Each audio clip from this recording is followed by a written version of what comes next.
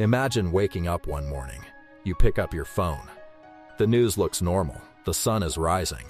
People are going to work. Shops are opening. Children are getting ready for school. But then, something feels strange. The price of bread has doubled. The money in your wallet buys half of what it bought last month. Your savings, the money you worked for years to collect, are suddenly trapped inside a bank. The electricity goes out. Fuel disappears. Jobs vanish. And then, the most frightening thing happens. People stop asking, "How expensive is life?" They start asking, "Can we survive this month?" That is how economic crisis begins. Not always with explosions, not always with war, not always with a dramatic announcement on television. Sometimes, an economic crisis enters quietly, like a thief in the night. It steals the value of money first. Then it steals confidence. Then it steals dreams. Today, we are going to explore 7 nations that have faced or are still facing serious economic pressure. These are not just countries on a map. These are millions of families, millions of shopkeepers, students, workers, farmers, drivers, mothers, fathers, and children. And behind every crisis, there is a question: how does a country become economically trapped? And more importantly, can it escape? Welcome to the Book Lens. Let's begin. Part 1. What is an economic crisis? Before we enter the 7 case studies, we need to understand one thing clearly. An economic crisis is not simply a country becoming poor. It is much deeper than that. An economic crisis happens when the normal system of life starts breaking down. Prices rise too fast. Currency loses value. Debt becomes too heavy. The government struggles to pay bills. Businesses stop expanding. Foreign investors become nervous. People lose trust in banks, in markets, and sometimes even in leadership. Think of a country like a human body. Money is the blood. Banks are the heart. Trade is the breathing system. Jobs are the muscles. Government policy is the brain. If one organ becomes weak, the body can still survive. But if the heart, lungs, brain, and blood all come under pressure at the same time, the entire body begins to collapse. That is what happens in an economic crisis. And the scary part is this: economic crises rarely come from one mistake. Usually they are the result of many decisions, many delays, many warnings ignored, and sometimes one unexpected shock that finally breaks the system. A war, a pandemic, a debt deadline, a currency crash, a political conflict, a global rise in oil prices. One spark and the whole structure catches fire. Now let's look at 7 countries where that fire has burned in different ways. Case Study 1. Sri Lanka. The day the nation ran out. Let's start with Sri Lanka. For many people, Sri Lanka is a beautiful island. Beaches, tea plantations, tourism, culture, and history. But behind that beauty, the economy was slowly building pressure. The country borrowed heavily. It depended on tourism. It imported fuel, medicine, and food. And then, suddenly, the global environment changed. Tourism collapsed during the pandemic. Foreign currency reserves became dangerously low. The government struggled to pay for imports. And then came the moment that shocked the world. People began standing in long lines for fuel, cooking gas, and essential items. Imagine being a father, sitting in a queue for petrol for 10 hours. Imagine being a student, ready for exams, but there is no electricity. Imagine being a patient, needing medicine, but the hospital says, "We don't have enough supply." That is when an economic crisis becomes personal. Sri Lanka's crisis showed the world one important lesson. Foreign reserves are not just numbers in a central bank report. They decide whether a country can buy fuel, medicine, and food from the outside world. When reserves fall too low, the country may still have buildings, roads, and people, but it loses the ability to pay the world. Sri Lanka eventually entered debt restructuring and received support from international institutions. The economy has shown signs of stabilization, but recovery is not the same as healing. A country can stabilize on paper while families are still recovering emotionally and financially. The lesson from Sri Lanka is simple. A nation can look peaceful from the outside, while inside, its economic engine is running on empty. Case study 2, Lebanon, when banks became walls. Now let's move to Lebanon. Lebanon's crisis is one of the most painful economic collapses of modern times. For years, Lebanon had deep financial problems, high debt, political paralysis, corruption, weak governance, and a banking system that seemed stable on the surface, but was extremely fragile underneath. Then, the collapse came. The currency lost massive value. People's savings were trapped in banks. The middle class was crushed. Prices rose. Public services weakened. Electricity shortages became normal, and suddenly, many people who once lived comfortable lives found themselves struggling for basic survival. But Lebanon's crisis has an especially emotional side. Imagine saving money for 20 years. You worked. You sacrificed. You trusted the bank. You believed your money was safe. Then one day, you walk into that bank, and the money is technically there, but you cannot fully access it. It exists on a screen, but not in your hand. That is not just a financial problem. That is a psychological earthquake. Lebanon teaches us that trust is the invisible currency of every economy. People trust banks to protect savings.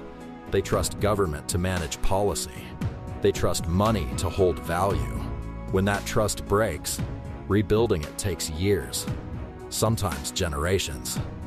Lebanon also shows that an economy is not only damaged by numbers, it is damaged by uncertainty. When people don't know what tomorrow's exchange rate will be, when businesses don't know what prices to charge, when families don't know if their salary can buy groceries next week, life becomes a daily gamble. The lesson from Lebanon is haunting. When trust collapses, even money in the bank can feel like a locked door. Case study 3, Pakistan, the country always near the edge. Now let's talk about Pakistan. Pakistan is a country with huge potential, a young population, agriculture, textiles, technology talent, strategic location, and a massive domestic market. But it has also faced repeated economic pressure, debt, inflation, energy shortages, import dependency, and balance of payments problems. Pakistan's story is not only about crisis, it is about a cycle. The country grows, imports rise, foreign currency pressure builds, debt repayments come closer, reserves fall. Then the government turns to emergency support. Reforms begin. Pressure reduces for a while, then the cycle returns. This is why many economists describe Pakistan's economic challenge as structural, not temporary. Let's make it simple. A household cannot survive forever if it spends more than it earns, borrows to cover the gap, and then borrows again to repay old loans. A country is more complex than a household, but the basic danger is similar. If exports are not strong enough, if tax collection is weak, if energy imports are expensive, and if debt payments keep rising, pressure builds again and again. For ordinary people, this pressure appears as inflation. Food becomes expensive, electricity bills rise, fuel prices move up, the currency weakens, businesses become careful, and young people begin asking a painful question: should I build my future here, or should I leave? That question is one of the deepest signs of economic anxiety. Pakistan's crisis also teaches us that potential alone is not enough. A country can have brilliant people, natural resources, and strategic importance, but without consistent policy, stable institutions, export growth, and long-term planning, potential remains trapped.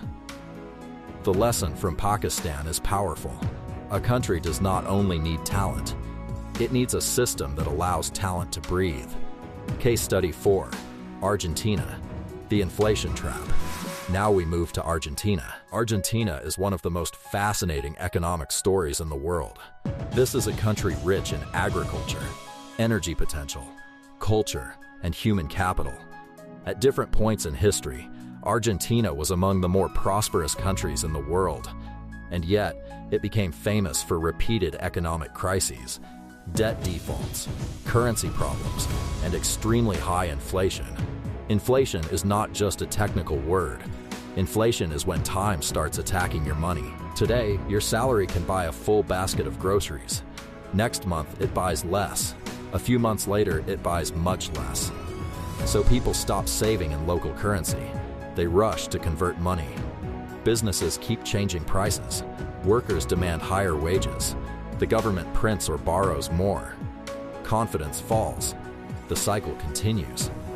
This is the inflation trap. Argentina has experienced this cycle again and again. And here is the suspenseful part. Inflation does not destroy an economy in one dramatic second. It slowly trains people to stop trusting the future. A shopkeeper stops printing menus because prices change too quickly. A family buys goods quickly because tomorrow they may be more expensive. A worker wants salary adjustments constantly because wages lose value. Investors hesitate because they cannot predict costs. When no one can plan, the future becomes fog. Argentina's recent reforms have tried to break this cycle through sharp policy changes, spending cuts, and attempts to rebuild credibility. But such reforms are painful. Stabilization can reduce inflation over time, but it can also bring short-term hardship. This creates a brutal political dilemma. The medicine may be necessary, but it can taste unbearable. Argentina's lesson is this: inflation is not only rising prices, it is the slow destruction of planning. Case Study 5. Egypt, the pressure of a giant population now. Let's turn to Egypt. Egypt is one of the most important countries in the Middle East and North Africa. It has a huge population, strategic geography, the Suez Canal, tourism, agriculture, and a powerful cultural identity. But Egypt also faces major economic pressure. A large population means large needs: food, fuel, housing, education, jobs, transport, and public services. When global prices rise, when foreign currency becomes scarce, when debt payments increase, the pressure becomes intense. Egypt has dealt with currency devaluation, inflation, debt concerns, and reform programs. Now imagine managing a country where millions depend on subsidized bread. Bread is not just food. In Egypt, for many families, bread is survival. If the price of bread rises too fast, it is not simply an economic issue. It becomes a social issue, a political issue, a stability issue. This is why governments in large population countries face an extremely difficult challenge. They must fix the economy, but they must also protect the poor. They must reduce subsidies, but they cannot allow hunger. They must attract investors, but they must avoid social unrest. Egypt's position is also sensitive because global shocks affect it quickly. Tourism can be affected by regional conflict. Suez Canal revenues can be affected by global shipping disruptions. Food import costs can rise because of international grain prices. Energy costs can shift suddenly. So Egypt's economy is connected to the world in many ways, and every connection can become either a strength or a weakness. The lesson from Egypt is clear. When a country is large, every economic decision touches millions of dinner tables. Case Study 6, Nigeria, rich in oil, yet under pressure. Now let's go to Nigeria.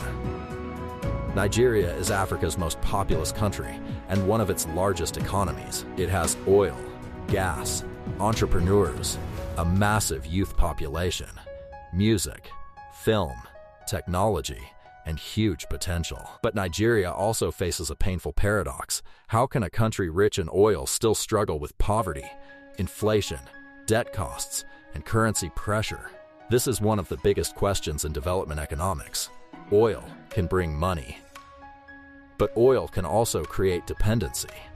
If a country depends too much on oil exports, then government revenue becomes tied to global oil prices, production levels, corruption risks, and foreign exchange flows. When oil revenue is strong, pressure reduces. When oil revenue weakens, everything becomes harder. Nigeria has also faced inflation, currency depreciation, subsidy reforms, and high debt servicing pressure. Reforms such as fuel subsidy removal and currency adjustments may be designed to fix long-term problems, but they can create immediate pain for ordinary people. Imagine a taxi driver. Fuel prices rise. Transport costs rise. Food prices rise because transport is part of food supply. The taxi driver raises fears. Passengers complain because their own salaries have not increased. Businesses pay more to move goods. Markets become expensive. This is how one reform can ripple through the entire economy. Nigeria's story shows us that natural resources do not automatically create prosperity. A nation can have oil under the ground and still have hardship above the ground. Because real wealth is not just resources. Real wealth is institutions, infrastructure, security, education, electricity, productivity, and trust. The lesson from Nigeria is unforgettable. A country is not rich because of what lies beneath its soil.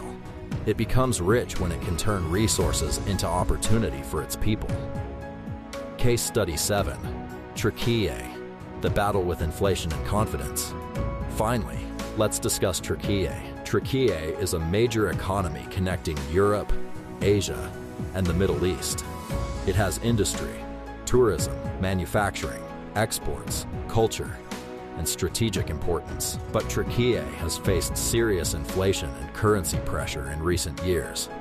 Inflation changes the rhythm of life. A family goes shopping and notices prices rising every week.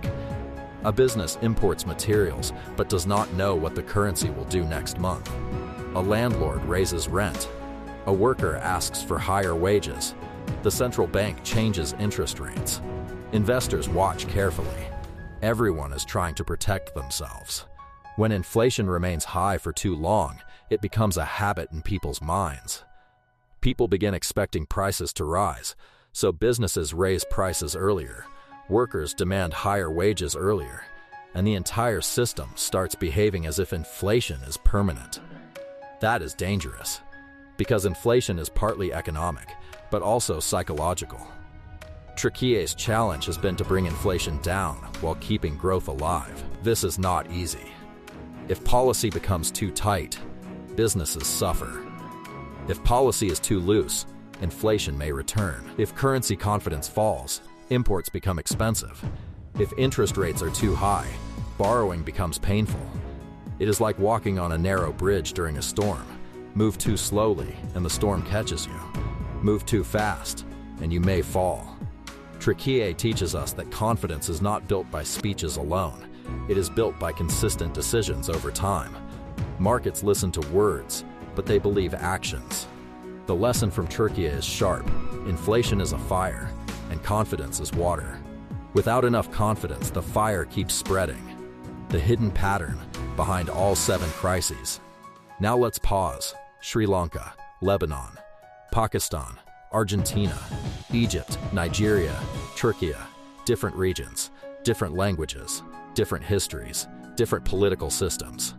But when we look closely, we begin to see a pattern. The first common factor is debt. Debt is not always bad. Countries borrow to build roads, power plants, schools, airports, and infrastructure. But debt becomes dangerous when borrowed money does not create enough future income to repay it. The second factor is weak currency confidence.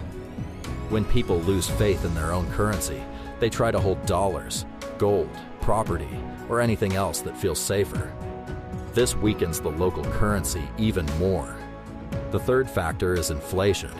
Inflation attacks the poor first. Rich people may protect themselves through assets, foreign currency, or investments.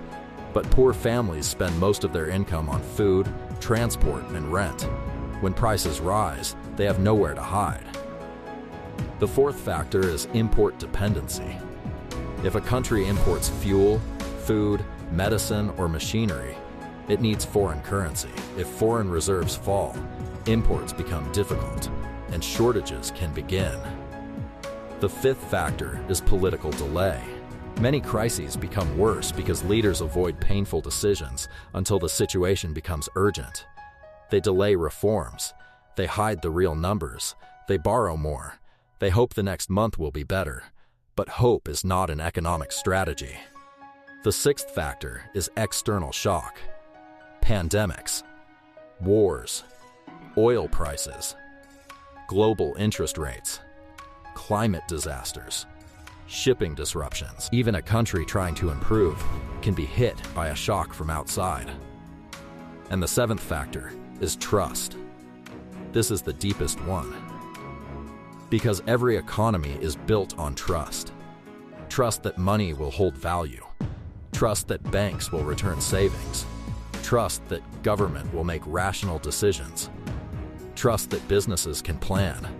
Trust that tomorrow will not be worse than today. When trust dies, recovery becomes extremely difficult. How economic crisis feels for ordinary people. Now let's bring this down from government reports to real life. For economists, crisis appears in charts. For ordinary people, crisis appears in the kitchen. It appears when a mother changes the grocery list. It appears when a father sells jewelry to pay school fees. It appears when a student stops studying because he needs to work. It appears when a shopkeeper reduces stock because suppliers demand cash. It appears when medicine becomes too expensive. It appears when young people stop dreaming locally and start searching for visas. This is why economic crisis is not only about GDP. GDP does not cry. Exchange rates do not stand in fuel lines. Inflation charts do not skip meals. People do. Behind every economic collapse, there are private tragedies that never become headlines. A wedding delayed, a business closed, a child removed from private school, a family member sent abroad, a patient unable to afford treatment, a dream postponed until things get better. And sometimes, things do get better, but sometimes, the damage stays. Because crisis changes behavior, people become more cautious, they save differently, they trust less, they spend less, they avoid risk, they teach their children a new language of fear, don't depend on the system. That is one of the longest shadows of economic crisis. Can these countries recover? Now comes the big question. Can these 7 nations recover? The answer is yes, but recovery is not magic. Recovery requires discipline, leadership, sacrifice, and time. Let's look at what successful recovery usually needs. First, countries need honest diagnosis. A doctor cannot treat a patient if the patient hides symptoms. In the same way, a country cannot fix its economy if it hides debt, manipulates data, or pretends everything is fine. Second, countries need currency stability. People must believe that their money will not collapse tomorrow. This usually requires strong central bank policy, responsible fiscal management, and enough foreign reserves. Third, countries need debt management. Debt must be restructured, reduced, or made sustainable. A country cannot spend most of its energy simply paying old loans. Fourth, countries need exports. Exports bring foreign currency. Without strong exports, a country keeps depending on borrowing, remittances, aid, or unstable capital flows. Fifth, countries need tax reform. A government cannot provide services if it cannot collect revenue fairly and efficiently. But taxation must be balanced, because overburdening the poor or small businesses can create more pain. Sixth, countries need investment in people. Education, health, skills, digital infrastructure, and entrepreneurship are not luxuries. They are survival tools. Seventh, countries need political stability. Investors fear uncertainty. Citizens fear chaos. Businesses fear sudden policy changes. Stability does not mean silence. It means predictable rules. And finally, countries need patience. This may be the hardest part. People want quick relief. Governments want quick popularity. Markets want quick confidence. But real reform takes time. A crisis can explode in months. Recovery can take years. The big warning for the world: these 7 countries are not isolated stories. They are warnings. In today's global economy, no country lives alone. A war in one region can raise fuel prices somewhere else. Interest rate changes in major economies can increase debt pressure in developing countries. A shipping disruption can raise food prices across continents. A pandemic can shut down tourism. A climate disaster can destroy crops. A political crisis can scare investors overnight. The world is connected, and connection brings opportunity, but also vulnerability. This is why economic management matters more than ever.